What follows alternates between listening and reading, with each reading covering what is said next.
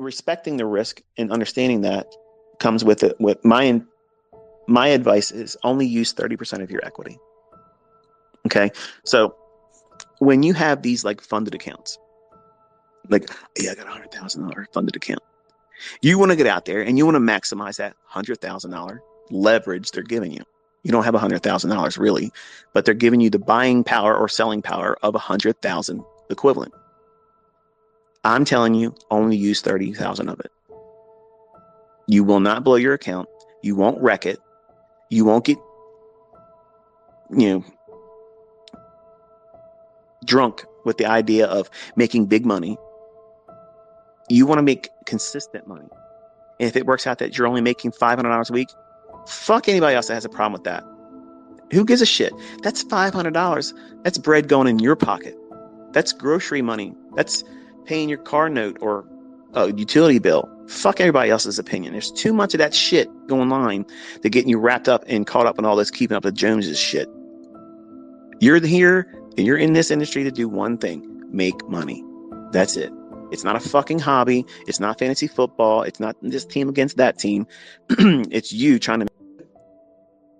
When you respect the risk and you're only trading with 30% of your equity,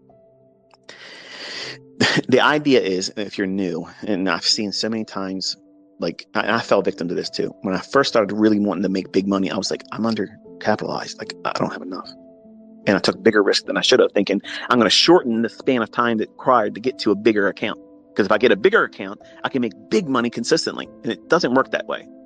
The worst thing that can happen is if you trade with a small account and you risk really big and you win, you're like, oh, I'm going to do that again. And if you get lucky there, what are you going to do the next time? Even bigger. Well, that's when the inevitable happens. You have that losing trade that becomes a losing series of trades. Because now you're regretful that you did what you did. You knew damn well you shouldn't have done that. So you're going to try to hurt it. Just let me get back to what I had. I made $10,000 in the last 3 trades combined. And I just took drawdown and down, only up $7,100. I shouldn't have done that. Let me try to just get it back to 10,000. How many times have you been in that situation? Maybe not 10,000, but you've been there, right? You've had an equity high. You knew damn well you should have stopped. You got through there. You took a trip through hell and you got out before the devil knew you were there. And you just decided to go back in there one more fucking time. And it burned your ass. And now you can't stomach the idea that you did it. You just want to fix it. What happens if you did that one more time and you fix it? It's going to reassure what you did was the right thing, and it's the wrong thing. You need to say, okay, my impulsive nature, my weaknesses, my frailty as a human being is saying I should go back in and fix that. Your trader and the analyst need to have a conversation internally and say, okay, what's the probabilities of me getting back to that equity high? What's the probabilities of me losing more? What benefit is there for me to risk more when I'm still up like I am? So the analyst talks common sense into the trader. And the trader, if it's not being a gambler, because there's 3 people in every one of us in trading: the analyst, the trader, and the gambler. The gambler is going to be the person that's going to look at somebody else's results and say, I can do better than that. Over leverage in a simulator account without a stop loss, just to say they can do something. Impulsive. Look at this, look at that. But hide the trade so that way you don't see it, because if it fails, you don't get to know it. He did it or she did it. You need to be responsible with yourself and know that I'm feeling impulsive. I'm feeling reckless. And I'm allowing my character flaws and personality disorders to impact my decisions about making money or preserving capital. And preserving capital is the number 1 rule in this business. Because if you don't have capital, you can't do shit. No money makes no money. It's going to be the same as a demo. You can push a button and see a result, but you can't pay your groceries with that. It's going to have to come from real money. So trading with 30% of your equity ensures that you're never over leveraging. And if you can't make money with 30,000, now I'm going to say this, okay? I was going to do it in the live discussions with Corps because we're planning something in January. I'm going to say this now, so that way it's out of my system, and I don't think it's venomous, okay? But He made a remark the other day. I was in his live stream. He was talking about somebody saying uh, a $50,000 account or whatever. He doesn't believe anyone can make money with that. I disagree, and I may have misheard what he was referring to. But for anyone that thinks that they have to have 100,000 or more for leveraging to make money, to me, that is unfortunate, because you can make money with 10,000. Okay. You can make money with 15,000. You can make money with 25,000. You don't need 50,000. You don't need that. And I want you to listen to how I'm going to close this session. We're not there yet, but I'm going to try to give you an idea of going forward into 2023 to keep it sober for you. But when you're only losing a very small fractional part of your total equity, no, of the 30% of your total equity. So if you're looking at your account, it's 100,000 leverage that you can use in your funded account. Trade like you have a $30,000 account, and stop worrying about measuring up. Okay. I guarantee you, all of you simply want to be able to go onto social media, and you're fucking smiling right now because you know it's you. You want to be able to say, look what I just took out of my funded account.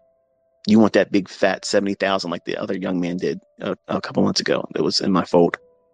Got up on a leaderboard in the FCML. All of you want to do that or better now. Don't do that. That's not what you should be doing. You're not out here trying to compete with other people. You're trying to make fucking money. That's it. Everybody blows their account because they're trying to do bigger than they're supposed to be, trying to reach beyond their means, do Olympic feats. Fuck that. There's a lot of you that are really sober-minded about it. And you're like, there's no way I would even do a Robbins Cup. I would never do a trading competition, because you know that your personal frailties would creep in, and the competition aspect would cloud your mind and your decision-making, and you'd blow up. You'd try to overperform, take bigger risks than you're supposed to, and you crash and burn. And that's exactly what happens. That's why I love watching it every year. Every single year, I screen capture every single day. Every single day. And I study who's coming up, who's coming down. And I think it's an amazing study. You should do it too. You can see how they're hugely over leveraging their positions. And when they make money, they're really coming up a lot. There was a guy, Kevin Stufflebeam, last year. He went up to like 1,300%, like in real stunning, quick fashion, like crazy speed. Like it was good. But I also knew that he was crazily over leveraged. And I said, if this guy was smart, he would just sit still, because he's the highest next to Larry Williams. He was the second highest person in the futures division, Kevin Stufflebeam.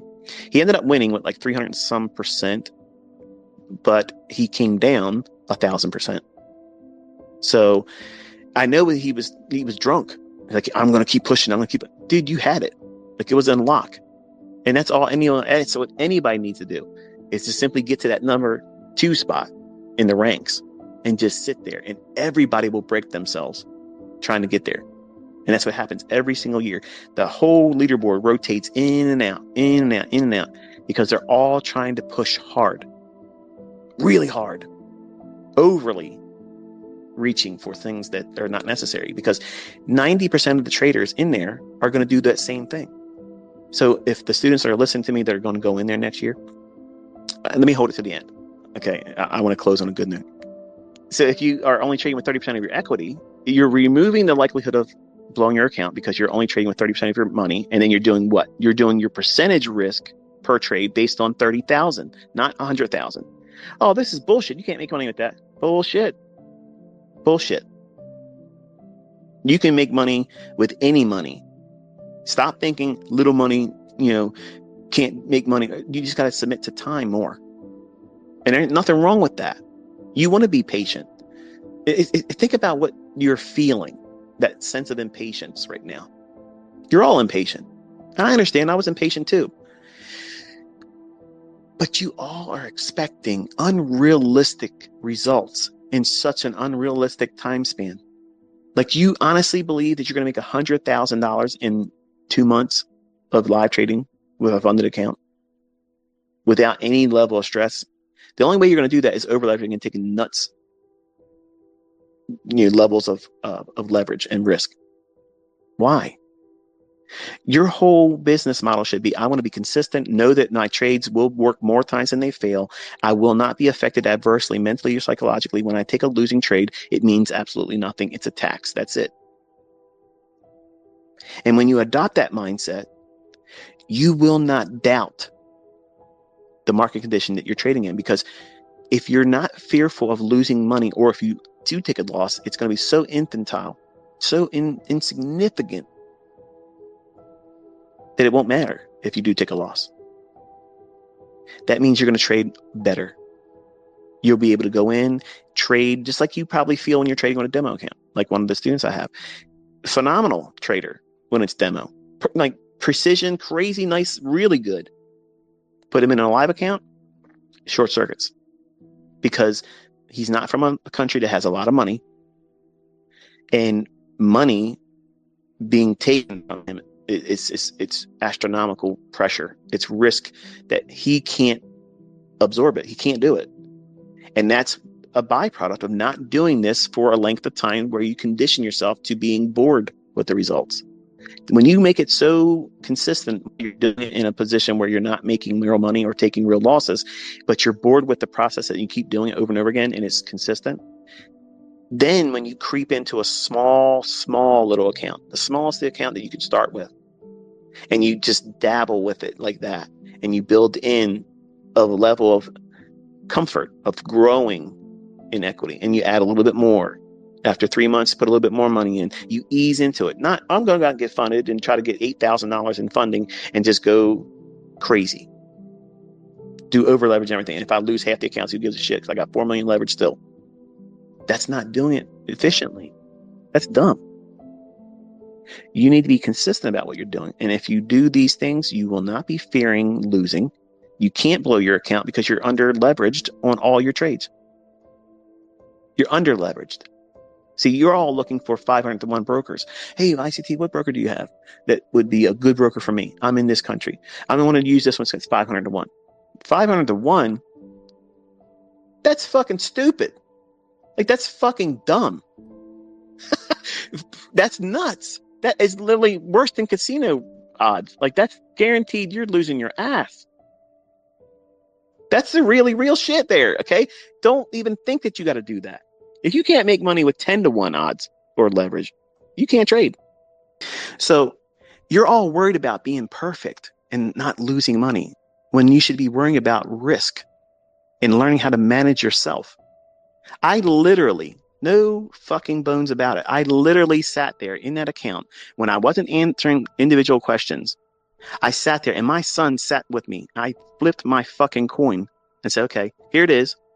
If it lands on tails, I have to be a seller. If it lands on, the opposite, I got to be a buyer. And I have to do that. And I have to use money management to get out of all of it. That's what my TD Ameritrade account was. And it still beats the shit out of everybody else you see on YouTube. You see these people struggling on there. All right, so you know the results come from submitting to the process. Now, obviously, you hear me talk about that throughout this entire presentation. You hear me also talk about it in other long, drawn-out dronings. But why losing is not something that could be viewed or should be viewed as failure. Individual incremental losses. You want to be encouraged?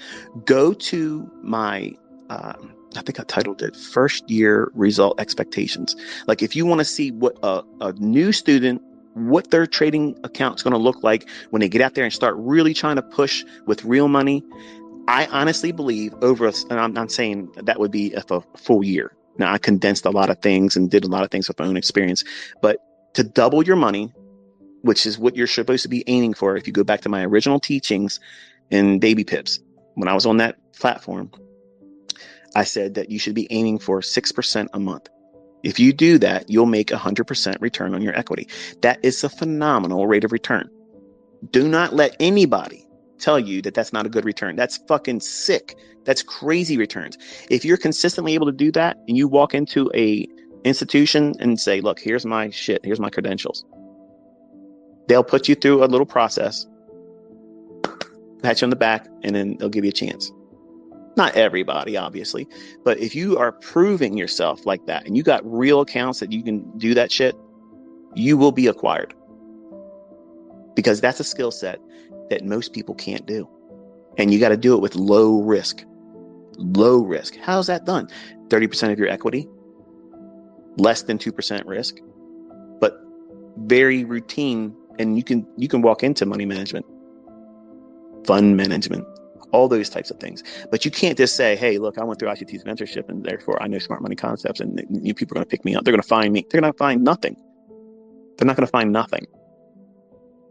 You got to come there with the receipts. And when you have them, you're going to stand out. And they're going to be real interested in what you're doing. And if they consider you, they'll give you a small test, a small threshold of here's what you can do. To see what you can do with this. And if you do well at that, then they'll allocate more. And then you could be in shit. I don't think most people can handle other people's money. That's a type of risk and stress that is outside the scope of this conversation. It's way beyond normal stress. Like, that's crazy amount of stress. But there's a lot of people that want to do it. And that's one approach where you can. But knowing that the process that I'm putting you through in your training is that you're not going to look at your losing trades as ultimate failure. Whereas when you do have a losing trade, think about what it feels like when you do it wrong. It feels like the whole world's crashing down and you're carrying the weight of the world on your shoulders. You feel embarrassed. You're glad that nobody saw you lose that trade because, and what would they think? What would they say? And what would your response be to what they say about you losing that trade? I told you so. That's a pipe dream. That shit don't work. SMC concepts are full of shit. Listen, if I can come up through all the bullshit that I did and find these patterns that are very, very, very consistent with my own family members and friends doubting me, telling me everything and every reason why it wouldn't ever materialize, you can do it.